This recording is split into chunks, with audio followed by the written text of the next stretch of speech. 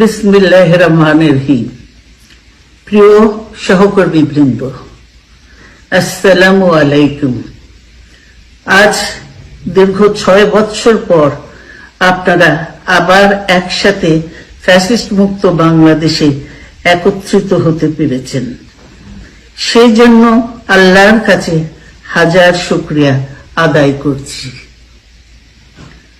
দীর্ঘ ফ্যাসিবাদী বিরোধী সংগ্রামে যারা শহীদ হয়েছেন এবং সম্প্রতি জুলাই আগস্টের ফ্যাসিবাদী শাসকদের নির্মম ভয়াবহ দমন নীতির কারণে গণহত্যায় যারা শহীদ হয়েছেন তাদের প্রতি আমি শ্রদ্ধা জানাচ্ছি।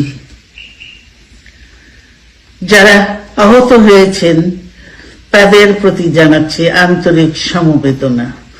আমি চিকিৎসার কারণে যুক্তরাজ্যে অবস্থান করলেও আমি সব সময় আপনাদের পাশেই আছি।